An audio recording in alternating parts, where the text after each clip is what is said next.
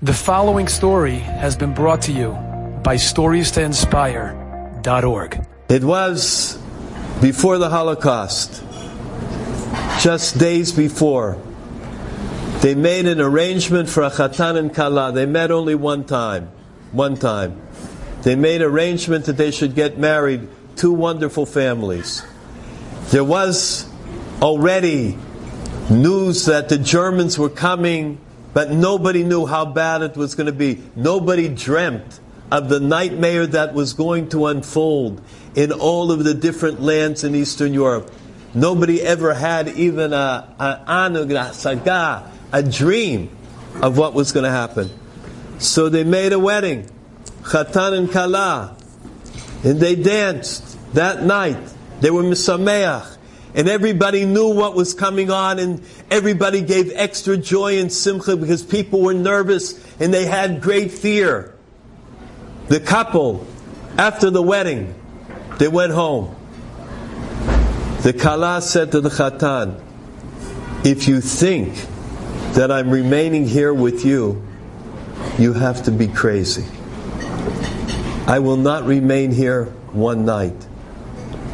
This was the biggest mistake in my life." She left. Chatan, refined, gentleman, didn't know what to do. He was shocked. Kala left the night of his wedding. She never came back. 4 days later, the Germans marched, took over the city. Everybody was taken to the camps, to concentration camps.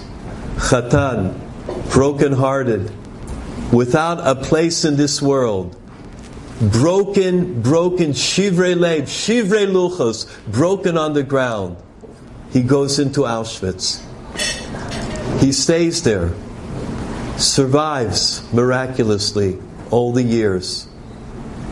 You know what went through his mind every single day, every single night. What he thought about, what was in his mind, what happened to him. He survived. After all the years, he goes into a DP camp, the displaced persons camp after the war. Every day, he goes to hear the names being read off of those that survived from the cities that he knew about, that he came from. He is listening. Ulai, maybe, perhaps, she survived. Maybe the Kala, she lived after the war. Maybe she's a miracle. Every day he's listening. Miriam, Leah, Sarah, Tanya, Kasha, listening to all the names. Tzipora, doesn't hear her. Comes back the next day, and the next day, and the next day. He doesn't give up. She walked out on him. She was mevayesh him like nobody should ever have busha in their life. Never have an embarrassment like that. And he is listening for her name. One day, as they finished the names, the sun was setting. He looks over in the far corner of the displaced persons camp. He sees a young woman. It looks like her. He thinks to himself, Borei Olam, Hashem, is not bad enough what happened to me. I didn't get enough kapara already. Now I have to have hallucinations and think that I'm seeing the girl that was my Kala. Hashem, you have to do this to me like this. He cannot take his eyes off of that corner. He's walking closer and closer and closer. He cannot believe it. It is her. There is no mistake about it. It is unquestionable that that is her. He runs over to her and he says, Kala, I want you to know. She interrupts him. I only wished that I would survive the war, in the Holocaust, and all the torture, just so I should ask you mechila, just so I should ask you forgiveness. Please don't judge me. I was a young girl, and I was very nervous about getting married, and my parents really told me I should get married, and I didn't know I was ready. It was nothing personal.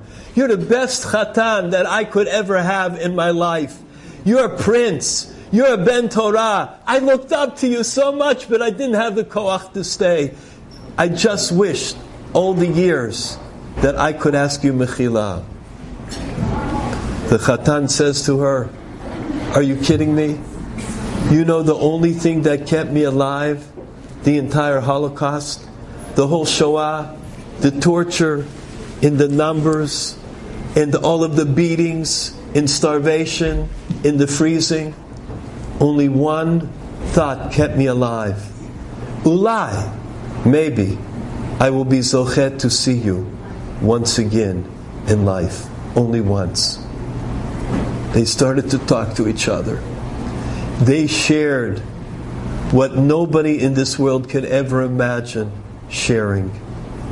It's interesting.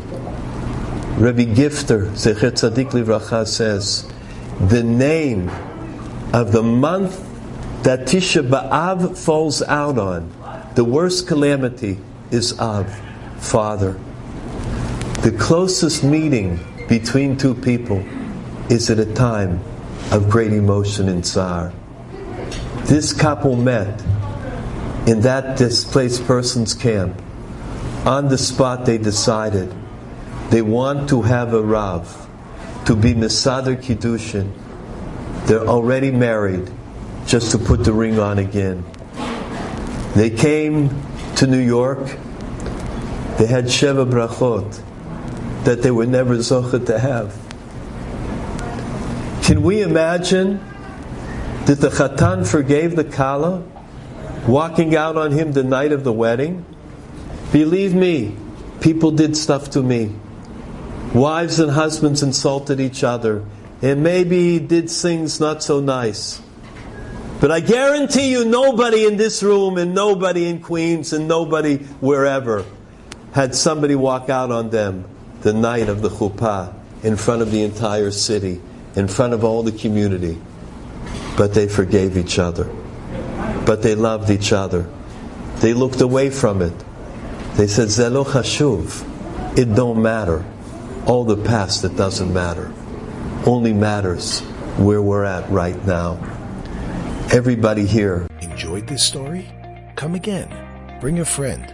StoriesToInspire.org